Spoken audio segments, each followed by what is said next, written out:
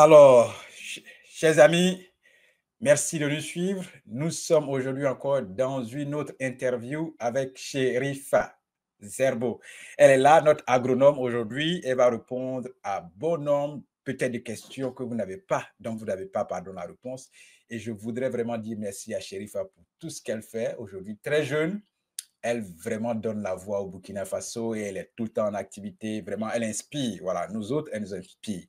Donc, c'est des personnes de valeur comme ça que nous invitons pour vous partager des connaissances, ce que vous ne savez pas, et aussi vous orienter parce que ces connaissances peuvent vous aider à choisir votre foi.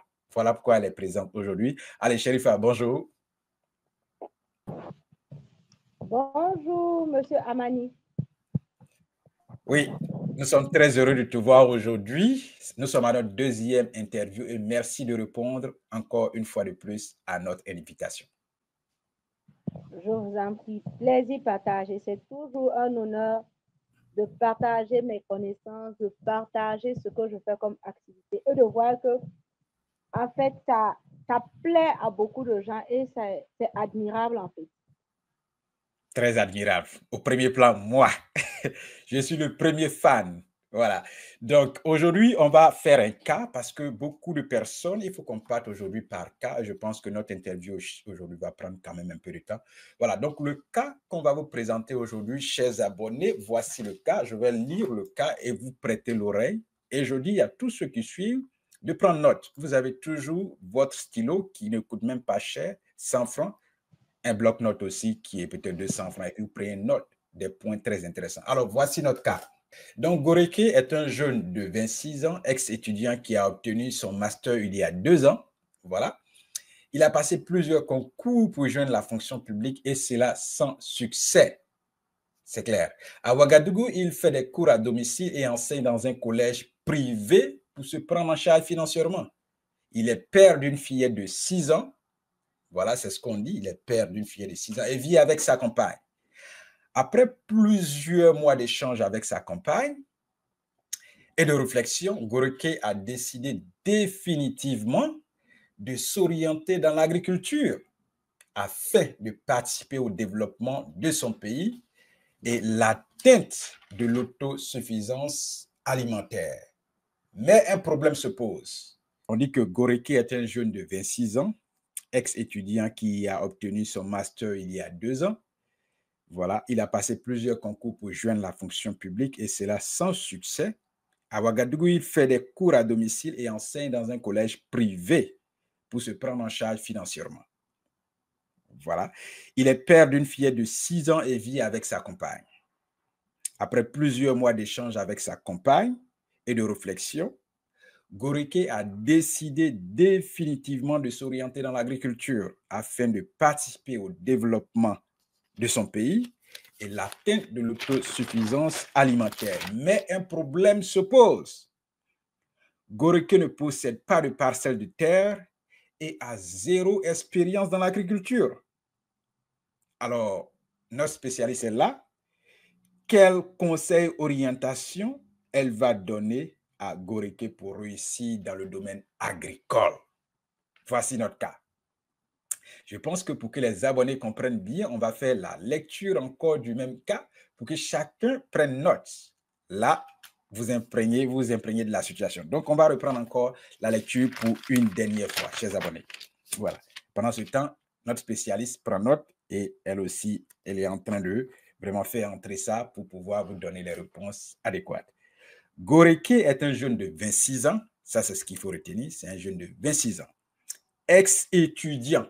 Donc, il n'étudie plus. Voilà. Il a obtenu son master il y a 2 ans. Information à retenir. Il n'est plus étudiant, mais il a obtenu son master.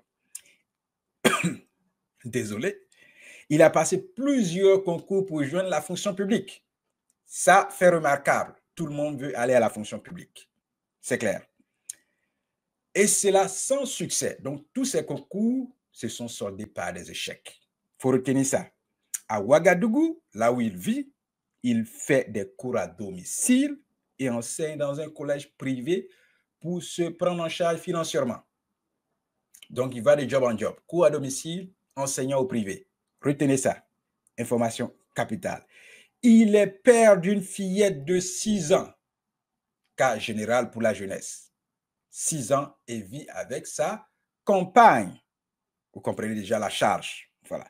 Après plusieurs mois d'échange avec sa compagne, c'est que tout le monde ne fait pas, lui, il échange avec sa compagne et de réflexion, Goreke a décidé définitivement de s'orienter dans l'agriculture afin de participer au développement de son pays.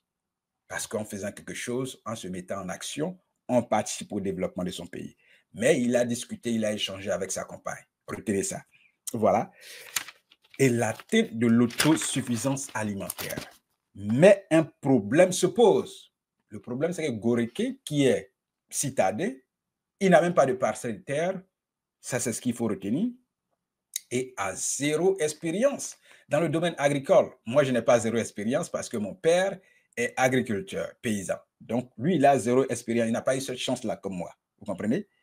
Quel conseil et orientation nos spécialistes, qui est Sherifa Zerbo, va donner à Goreke pour réussir dans le domaine agricole ou alors pour réussir son projet de vie? Voici le cas. Alors, Sherifa, voici, est-ce que tu as quelque chose à dire sur ce cas? D'abord, un petit commentaire, on va la laisser. Alors, je disais, je voulais vous remercier parce que c'est vrai que vous avez pris un cas spécifique, mais disons que c'est le quotidien de beaucoup de jeunes. Voilà. Donc, je tiens à vous remercier pour le sujet et c'est un sujet vraiment intéressant. Et j'espère que je pourrai éclairer la lanterne de plein de personnes et les aider vraiment à se décider. Alors, pour commencer, je dirais que ce dernier n'est pas dans un problème. Déjà que il a eu la brillante idée de se lancer dans. Ok. Alors, je vous remerciais déjà pour le sujet parce que c'est un cas spécifique que vous avez pris, certes, mais ça, beaucoup de jeunes ou beaucoup de personnes sont dans cette situation, en fait. Et disons que c'est pas un problème pour Goreke parce que déjà, le fait d'avoir cette brillante idée de se tourner vers l'agriculture, je trouve que c'est louable. C'est vrai, il a zéro compétence, connaissance.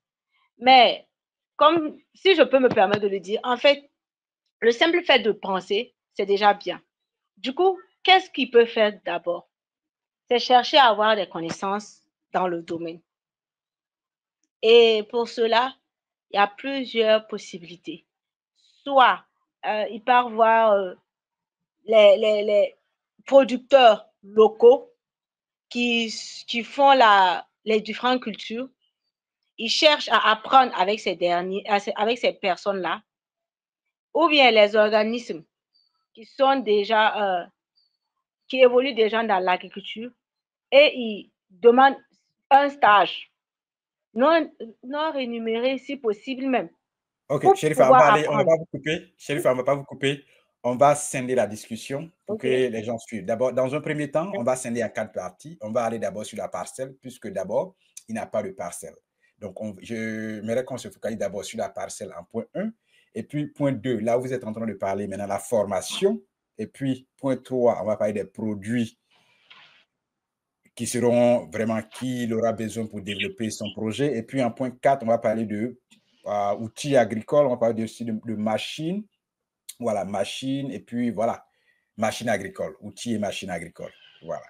Donc, point 3, je reprends. Point 1, on va parler de la parcelle, comment il peut s'en la procurer. Point 2, on va parler de la formation, là vous êtes en train d'évoquer maintenant. Point 3, on va parler de produits, de traitement, de vivrier ou alors de son champ. Et puis, point 4, on va parler d'outils et machines agricoles. Si vous êtes d'accord avec ce plan, allez, veuillez confirmer et puis on va aller avec. Ou si vous voulez modifier quelque chose dans le plan. Merci. Alors, moi, j'aurais préféré mettre d'abord la formation D'accord. avant la parcelle. OK. Voilà. Super. Super. Donc, on va aller C'est vrai d'abord que avec. la parcelle peut venir Oui. la D'accord. Donc, formation. oui. Donc, allez-y, la OK, formation. donc je disais côté formation. Voilà.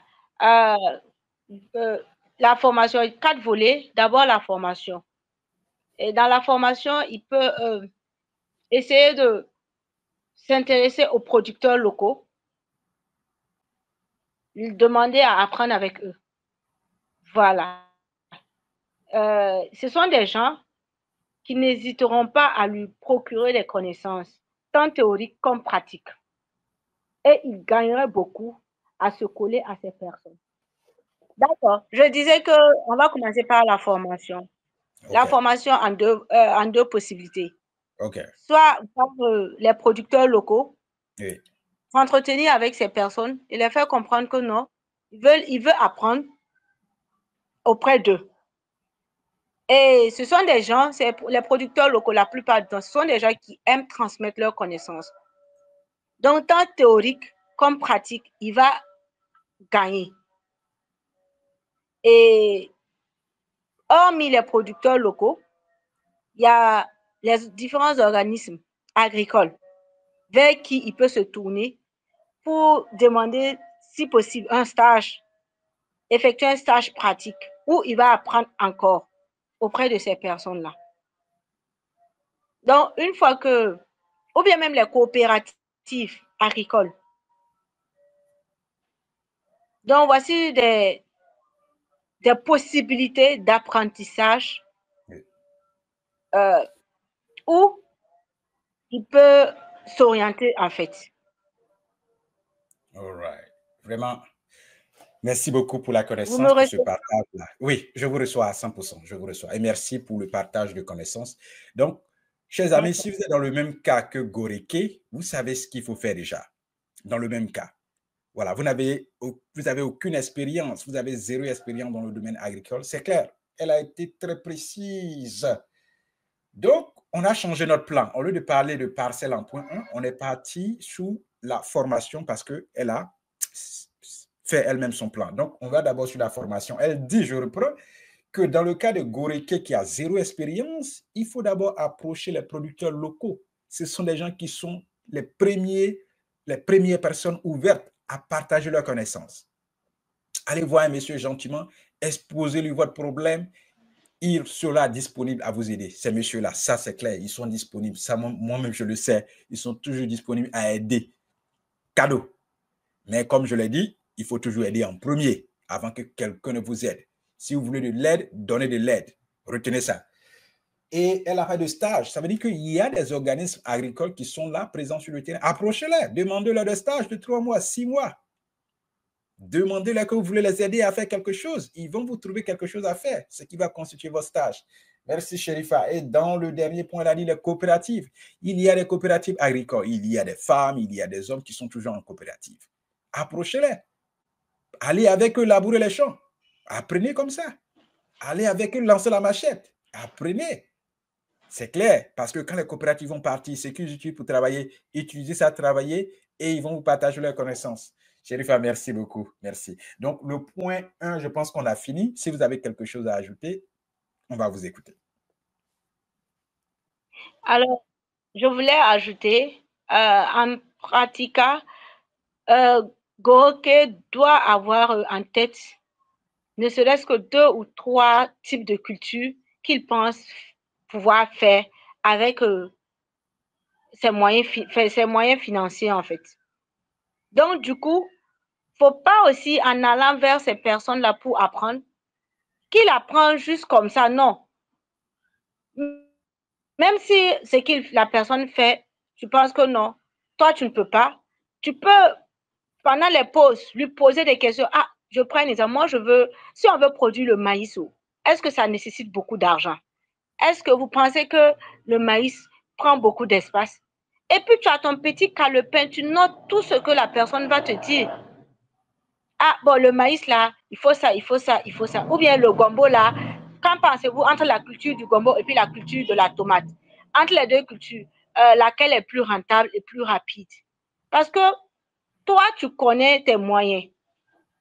Du coup, en fonction de ça, tu poses vraiment les questions bien précises pour avoir les informations et tu notes. Donc, c'est ça que je voulais ajouter. Merci beaucoup, Ça, c'est à Sherifa. défaut de là où la personne avec qui tu es allé Si tu peux trouver que non, la personne fait plein de culture ou bien ne fait pas la culture dont tu souhaiterais faire. C'est clair. C'est clair. Merci, Sherifa. Et je pense que tu as dit déjà une phrase que je dis toujours. Je le dis. Les hommes, les personnes intelligentes posent des questions. Et là, elle a dit ça. Les personnes intelligentes posent des questions. Parce que vous voulez apprendre quelque chose, vous allez comme ça, vous regardez. Non! Les hommes intelligents posent des questions. C'est ce qu'elle a dit. Donc, vous avez votre calepin, il faut poser des questions. Cela fait partie de la formation. Alors là, c'est clair. Les gens vont vous donner la réponse. Mais si vous ne posez pas de questions, alors là, comme un robot, même le robot, souvent, il pose des questions. Je pense que les robots modernes là, posent des questions. Voilà. Donc, Sherifa, merci beaucoup pour l'ajout. Allez, ils ont bien compris et je pense qu'on a bien compris. Je pense qu'on va aller avec. Vous voulez qu'on aille avec le prochain point qui concerne la parcelle? Oui. OK. Maintenant, on va aller avec Alors, la parcelle. Après la formation, il y a la parcelle. Bon, vu que ses moyens sont limités, plein de cas encore s'offrent à lui. Il peut essayer de louer juste une portion de terre, 500 mètres, en fonction de son budget, bien sûr. Oui. Et voilà, louer une portion de terre pour mettre en pratique ce qu'il a appris. Ou bien, si il connaît, essayer de se renseigner auprès de son entourage, s'il y a des gens comme lui qui aimeraient se lancer, mais qui n'ont pas de terrain, de site. Ils se mettent ensemble et ils mettent leurs moyens aussi ensemble en association et ils essaient de travailler ensemble. C'est-à-dire aller prendre une portion de terre un peu, peut-être au lieu de prendre 500 mètres carrés lui seul, peut-être prendre 1000 mètres carrés et puis commencer. Ça, c'est l'autre option. Ou encore, essayer au lieu de vouloir chercher un terrain pour lui-même, essayer de se mettre en association encore avec quelqu'un qui veut investir, du genre qui a les moyens pour investir, mais qui n'a pas le temps. Du coup, la personne s'en charge, la personne a les moyens et lui, il s'occupe de prendre le terrain et maintenant, ils essaient de voir comment ils peuvent collaborer ensemble. Ou encore, il y a des gens qui ont des terrains déposés mais qui ne pratiquent pas. Essayez encore de voir quelle formule de collaboration il peut tisser avec ces personnes-là ou cette personne-là afin de pouvoir exploiter le terrain et que ça soit de façon symbiose en fait. Donc voici 3 à 4 possibilités pour lui d'avoir un terrain. Mais vu que ses moyens sont faibles, il ne peut pas s'approprier un terrain à son nom. Non, c'est soit louer, soit essayer de travailler en collaboration avec d'autres personnes. C'est ça l'avantage du secteur agricole aussi. Alors, chers abonnés, chers jeunes, chers constructeurs ou bâtisseurs, vous avez bien compris, Sherifa. Elle a été claire au niveau de la parcelle. Vous pouvez louer une parcelle. Elle a exposé vraiment plusieurs possibilités qui s'offrent à vous. Location, et il y a toujours un moyen de collaboration. Soit vous trouvez quelqu'un qui est propriétaire déjà terrien, vous échangez avec lui sur quel moyen de collaboration vous allez partir. Je me souviens comme ça en Côte d'Ivoire où souvent dans certaines zones, les gens n'ont pas l'argent pour acheter des terres, des parcelles, mais ils ont la force physique pour travailler. Ils vont négocier avec les producteurs de terres pour dire, OK, je vais faire tel nombre de cultures, tel nombre de terres, tu as tant, moi j'ai tant. Donc, trouver un moyen de collaboration. C'est ce qu'elle dit clairement. Maintenant, Sherifa, on aimerait que ça, je veux que tu sois un peu clair là-dessus. À combien estimes-tu la location, par exemple, d'une parcelle? Oui, peut-être pas les informations, mais si tu as au moins une marge, voilà.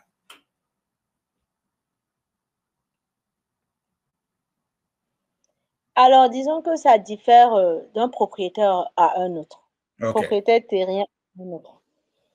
Mais et ça dépend des conditions. Il y a d'autres qui décident de louer par mois, d'autres Oui. à la fin de la saison, tu payes. Il y a d'autres, c'est OK. par semaine. Oh, Voilà, donc tout dépend. oui, je vois bien. Tout Tout est clair, dépend, tout tout est dépend. rentré, oui. Et aussi, ça dépend des capacités du négociateur. Voilà. Donc, il faut être un bon négociant, les Effectivement. gars. Je vois bien. Merci pour tout ce partage de connaissances-là. Je pense qu'on a fini avec la parcelle. Bon, est-ce qu'on peut parler de culture ici? Mais dans le premier plan, je pense qu'elle avait déjà évoqué le cas de culture. Parce que si vous voulez vous lancer, vous savez quel genre de culture vous voulez faire. Voilà. Eh bien, donc, dans telle culture, je sais que c'est telle personne qui pratique la culture. Donc, c'est auprès d'elle que je vais aller me former. Vous comprenez? Je vais faire du maïs. Effectivement. Effectivement, si Sherifa fait du maïs, je vais aller aux côtés d'elle. Maintenant, si elle ne fait pas de maïs, ou alors si je vais faire gombo, qu'il y a quelqu'un d'autre qui fait gombo X là-bas, mais c'est cette personne que je vais aller voir. Donc, je pense qu'il n'y a pas de débat là-dessus. Voilà. Donc, Sherifa, je pense qu'on va parler maintenant de produits de traitement. Je vais parler de pesticides et tout ça. Voilà. Un peu, on va avoir quel genre de produits et puis estimer aussi une estimation de coût. Alors, vu que ces moyens sont limités, Oui. c'est mieux de prioriser les traitements biologiques, en fait, à OK. base de Nîmes. Voilà. Et aussi, côté, j'allais dire, engrais, c'est mieux Oui. encore de privilégier l'engrais minéral, c'est-à-dire le compost ou bien le fumier. Puisque comme il veut se lancer, les Oui. moyens sont limités. Tu priorises les traitements, en fait, tout ce qui va pas t'amener à dépenser beaucoup. Oui. Et là, après récolte, un peu, même si c'est pas la première année, la deuxième année, un peu, tu pourras te procurer tout ce que tu veux. Donc, c'est aller pas à pas. Pour les traitements, je lui conseillerais de prioriser les, les traitements biologiques, en fait. OK. OK. Vraiment, merci, Sherifa. Pourquoi j'ai parlé de produits? Parce que aux États-Unis, l'un des OK. problèmes graves de santé qu'on rencontre Mhm. ici, c'est les produits que les gens Mhm. utilisent dans l'agriculture.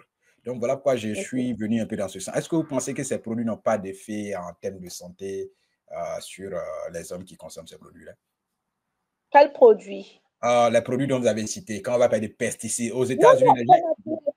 OK, Le OK. Nîmes, le nîmier, c'est une plante naturelle. C'est comme le manguier. Oui, C'est, j'allais dire, peut-être même, c'est thérapeutique même en fait. oui. Ah, OK, OK, OK, Beaucoup je de vois. gens l'utilisent Oui, dans plein de maladies, oui. la fatigue et autres. Ok. Non, je connais limier là, je connais ça. Moi-même, j'utilisais, souvent, je fais bouillir même les feuilles pour. Ok, Exact. je connais ce table-là. Merci beaucoup. Pourquoi j'ai posé ça? Parce que aux États-Unis, l'un des problèmes graves que les gens ont en matière de santé, ça vient des produits utilisés dans l'agriculture. Voilà. Donc, je pense que si, avec vous les spécialistes, si on veut vraiment viser loin et si on veut que notre peuple reste toujours en bonne santé, on doit aussi voir ce cas-là, utiliser vraiment des produits qui n'ont pas d'effet négatif sur les gens qui consomment les produits parce que, comme je le dis, dans les pays développés, c'est l'un des problèmes les plus graves de santé qu'on rencontre. Voilà, merci beaucoup. Je pense qu'on tire déjà vers le dernier volet de notre interview qui va parler de machines agricoles. Mais dans notre cas, Goreke a toujours des problèmes financiers. Il n'est pas multimillionnaire, il n'est pas millionnaire. Donc, on va évoquer quand même. Voilà. Qu'est-ce que tu peux dire dans le point 4, machine agricole, outils agricoles? Alors d'abord, j'allais dire, il n'a qu'à prioriser, j'allais dire quoi? La, les, la machine, je ne sais pas comment l'appeler, archaïque, non? En tout cas, la daba. OK. Voilà, la daba. Et côté main-d'œuvre même, si il a eu la chance d'avoir une portion de terre pour louer, madame est là. Si madame est en bonne santé, tu la mets dedans, vous travaillez ensemble. Voilà, elle va constituer une main-d'œuvre qualifiée et dégourdie même. Et voilà, donc du coup, il n'a qu'à prioriser les outils locaux, si je peux D'accord. le dire ainsi. Oui, Voilà. Pas c'est clair. moderne, traditionnel en fait. D'abord, là où euh, chercher peut-être des seaux d'eau pour aller, s'il y a une rivière à côté, puiser l'eau, venir et puis essayer d'arroser ça d'une manière traditionnelle. Il n'a qu'à prioriser tout ça. En fait, tout ce qui ne nécessite pas d'engendrer un coût élevé, il n'a qu'à vraiment minimiser. Parce que déjà, même l'achat des semences, il va devoir acheter des semences. Ça, c'est obligatoire. Maintenant, côté, au lieu de vouloir aller louer un tracteur, si tu peux cultiver avec la daba, tu es en bonne santé, tu le fais. Il n'y a pas de raison de vouloir faire comme les multimillionnaires. Non, chacun part à son rythme. Ok, ok. Un aussi. Mais pour l'heure, on va pas prioriser la daba. D'accord. Et là, c'est très intelligent. Et dans le cas de Goreke, il a même dit à sa femme, ils ont même échangé. Donc, ce qui veut dire que sa femme est partant sur le projet. Donc, c'est clair, une femme qui est partant sur un projet avec toi, c'est sûr qu'elle va y mettre la main. Donc, vraiment, c'est très intelligent d'avoir vu ce côté-là, Sherifa. Et puis, voilà, on n'a pas de machine. Maintenant, la question que je voudrais poser, aujourd'hui, on voit que le président de Burkina Faso est en train de faire un travail énorme. Voilà, ce jeune garçon. Au fait, lui et moi, je pense qu'on est dans la même. Voilà, je ne veux pas, on est promotionnel. Peut-être que il me dépasse un an ou je le dépasse un an, je pense bien. Voilà, donc vraiment, on apprécie ça en tant que jeunes Africains qui avons une grande vision pour notre nation, pour nos pays, pour notre peuple. Et aujourd'hui, par exemple, hier, j'ai vu qu'il y a eu des machines agricoles qui ont été l'inauguration. On a remis les clés, c'est-à-dire que ces machines seront données aux populations. Mais est-ce que Goreke aura l'opportunité, dans un coin où il sera, s'il a la chance d'être dans la zone où, par exemple, ces machines agricoles ont été données aux populations, est-ce qu'il a la possibilité d'aller louer, quand bien même qu'il a des maigres moyens, mais il peut constituer le budget avant même de s'engager? Est-ce qu'il y a la possibilité aujourd'hui, actuellement, au Burkina Faso, d'aller louer des machines, même si on ne sait pas conduire, c'est-à-dire on loue la machine et puis on paye la journée de celui qui va conduire pour labourer ou alors pour s'aimer? Est-ce qu'il y a la possibilité aujourd'hui? On est en train de Oui, transiter ça. Oui. s'il remplit toutes les conditions requises seulement, il n'y a pas de souci. Il peut louer et puis faire travailler ça dans son terrain. C'est bien. Vraiment, gros boulot et beaucoup de courage au président Ibrahim Traoré.